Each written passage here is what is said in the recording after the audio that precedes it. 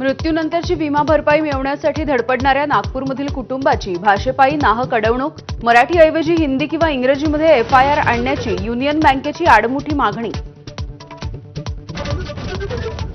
लाडकी बहीण योजनेचा महात्मा फुले जन आरोग्य योजनेला फटका. नांदेडमधल्या डॉक्टरांचा आरोप, सरकारनं रुग्णालयांना पैसेच न दिल्यामुळे थकबाकी कोट्यवधींच्या घरामध्ये पोहोचल्याचा दावा.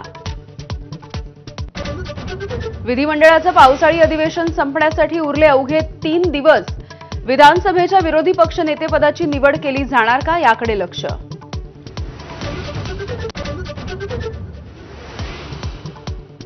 पश्चिम महाराष्ट्रामधल्या भाजपच्या सर्व आमदारांची आज वर्षा बंगल्यावरती बैठक. आगामी स्थानिक स्वराज्य संस्थांच्या निवडणुकीची रणनीती ठरवली जाणार.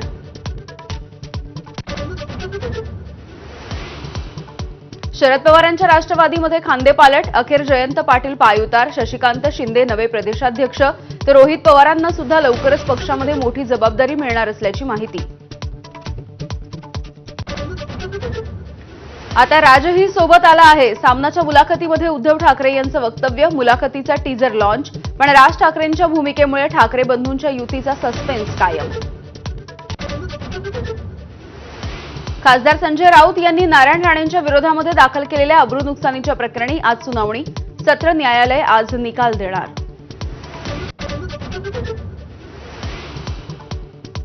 पंजाबमधील मॅरेथॉन धावपटू फौजा सिंह यांच्या मृत्यूप्रकरणी अनिवासी भारतीय चालकाला अटक. कॅनडावरून परतलेल्या अमृतपाल सिंह ढिल्लोला कर्तारपूर पोलिसांकडून बेड्या.